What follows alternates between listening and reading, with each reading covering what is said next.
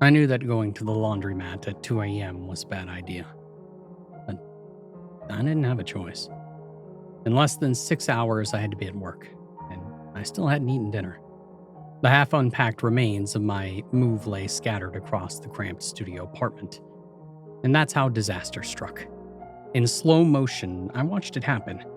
A neatly pressed work uniform hanging from a chair in the kitchen, the boiling pot of pasta and the open jar of tomato sauce beside it, my fluffy golden cat, Waffles, gently nudging the jar towards the end of the counter with a single sadistic paw. "Waffles! No!" I shouted. Too late. The jar shattered on the floor. The kitchen, and my work uniform, now looked like movie props from an 80s slasher flick. Waffles, his eyes wide as though the chaos had been caused by some other cat, scurried off to hide under the bed. And I hung my head and turned the spaghetti pot off.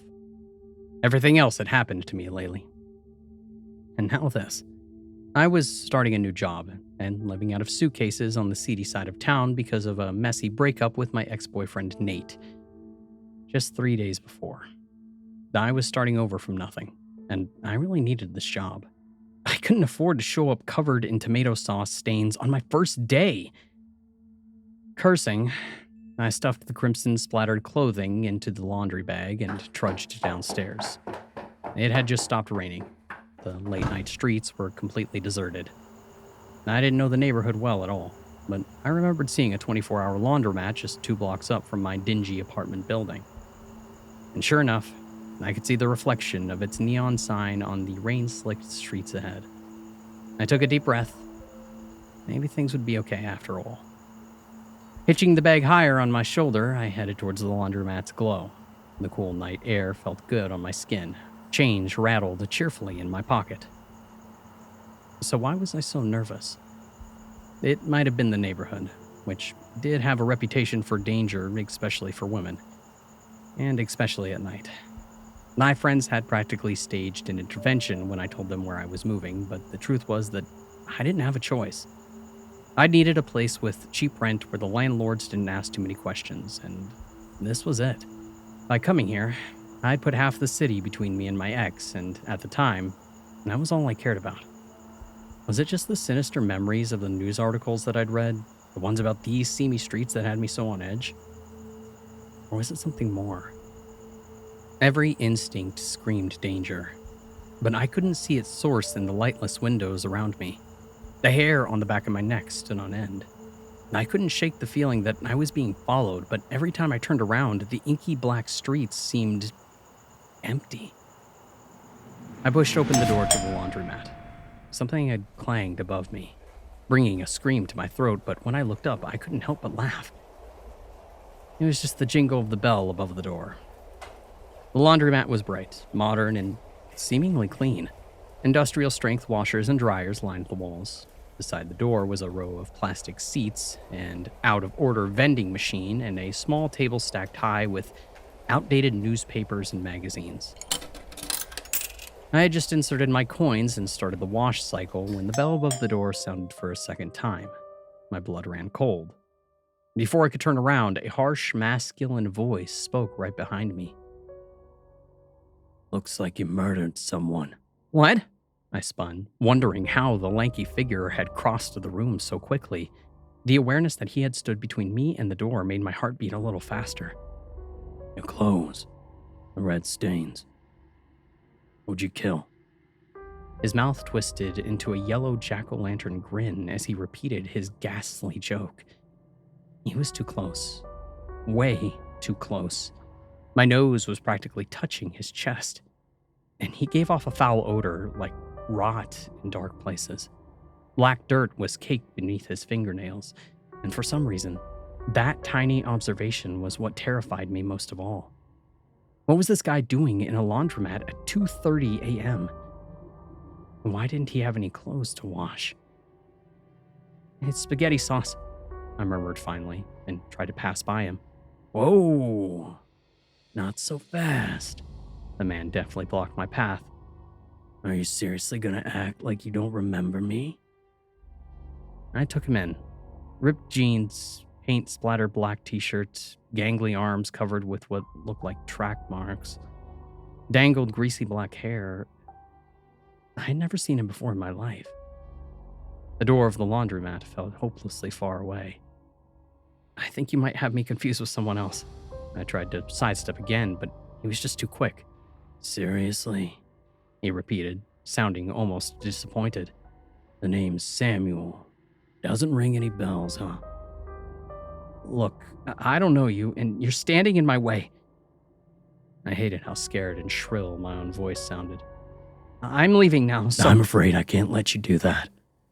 And only then did I notice the knife glinting in Samuel's hand.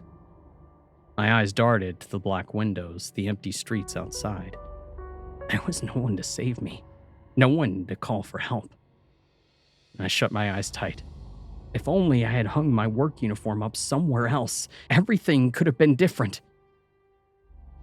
My bad decisions marched through my mind one after another like a grim parade. Run away from my ex without a solid plan. Move to a dangerous neighborhood out of desperation. Not just try to wash out the damned stain at home. And I blinked.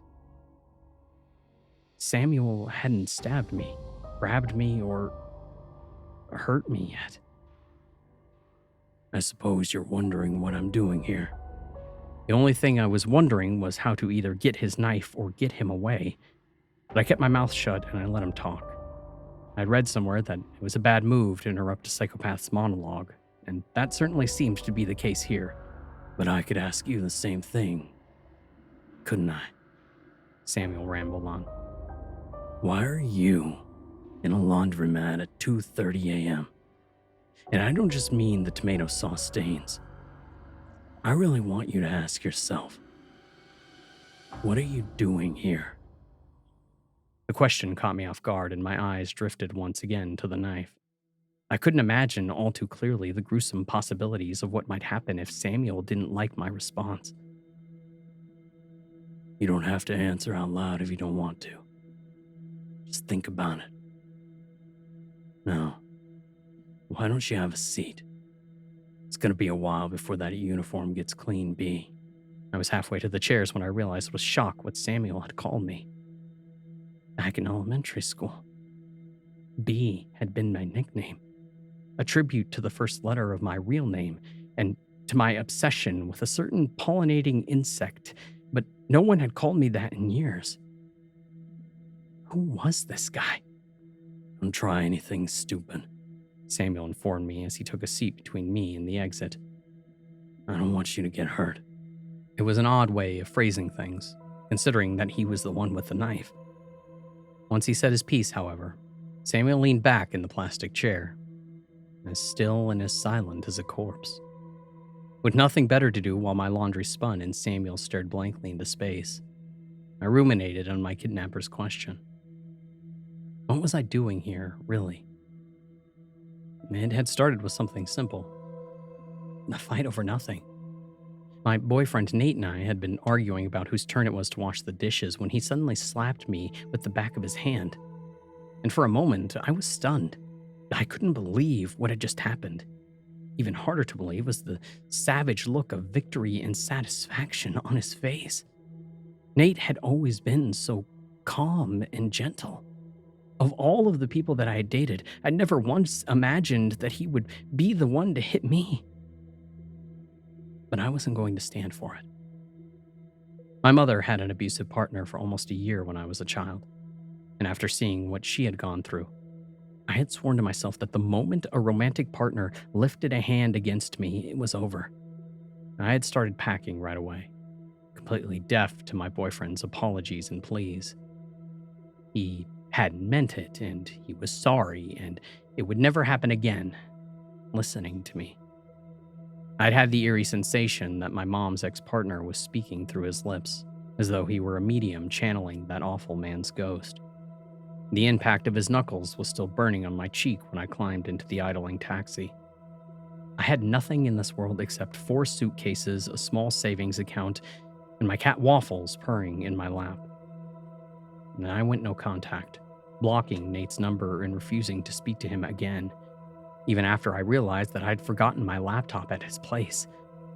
As far as I was concerned, he could have it along with anything else that I had left behind. It was the price that I would pay for freedom. Tears welled in my eyes as I glanced at the grim figure in the seat beside me, with his hollow eyes staring in razor-sharp hunting knife. How had my life come to this? Had I been too stubborn, too headstrong? I hadn't wanted to ask anyone for help, not even my family and friends. I'd been too embarrassed by how badly I'd misjudged Nate. If I was honest with myself, I was the true answer to my captor's question. My own reckless choices were what had led me to a 24-hour laundromat on a savage side of town in the early hours of the morning. And I hung my head. Far across the tile floor, the washing machine beeped, and Samuel's filthy fingers squeezed my shoulder. And I winced. His grip was cold and hard. "Your laundry's done, B." As I carried my damp uniform to the dryer, I wondered what time it was. 3:30? 4? A few hours and the sky would begin to brighten. There would be people on the streets again, and I'd finally have a chance to get away from the psycho if I lived that long. With a shiver, I realized that Samuel had to be just as aware of the passage of time as I was. Whatever he was planning for me, it was going to happen soon. Maybe even as soon as the dryer cycle was finished. Yet Samuel just stared dead ahead, the knife resting readily on the thigh of his jeans. That same crooked half smile on his gaunt face. He was as still as a cobra waiting to strike. Not even his expression had changed. We watched my clothes spin in silence. When the machine finally beeped, the shock of it made me jump in my chair. This was it. Trying not to look at my captor or his weapon, I loaded my still warm uniform into my laundry bag and headed for the door. If I didn't say anything, I acted like all of this was normal. Maybe he'd let me go. As if in a dream, I felt the door handle in my hand and I heard the jingle of the bell overhead as I pushed it. Samuel still hadn't moved. "Take care of yourself, B," was all he had said as I walked out the door. I couldn't believe it. I wanted to kiss the filthy, uneven sidewalk beneath my feet. The nightmare was over. I was almost to my apartment when I heard sprinting footsteps charging towards me. Of course, it had to be too good to be true. I knew that I should run, but I froze instead, eyes shut tight, waiting for the inevitable blow. But it never came. Instead, I heard a faint gasp and a dull thud of something heavy hitting the pavement.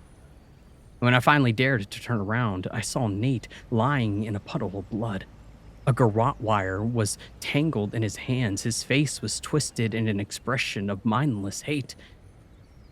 Of Samuel, there wasn't a trace, apart from the hunting knife buried up to the hilt in Nate's chest.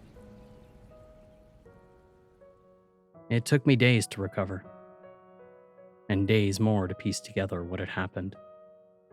Although I changed my passwords after leaving Nate, I hadn't considered that my phone tracking app was still open on the laptop that I'd left behind. It could be used to find my phone, to find me. That part of the night, at least, made sense. But who was Samuel? Where had he come from? How had he seemed to know me so well?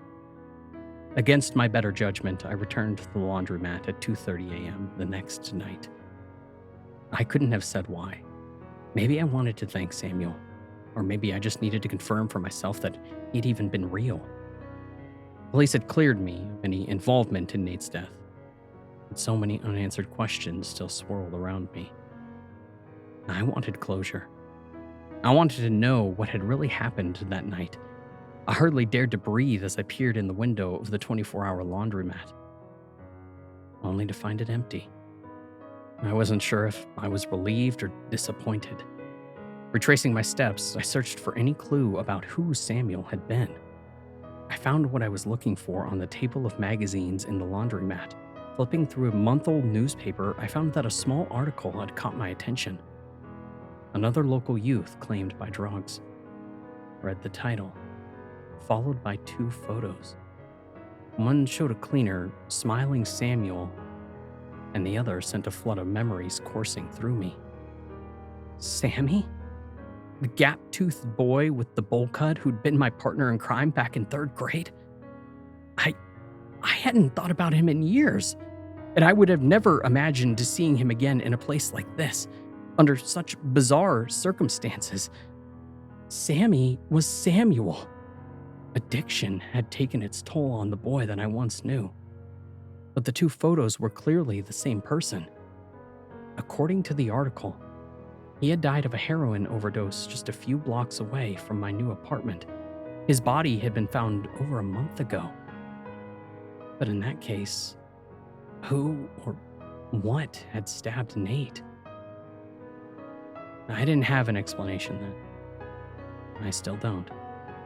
But every time I hear the bell of my local laundromat ring, I turn around, hoping to see a familiar face.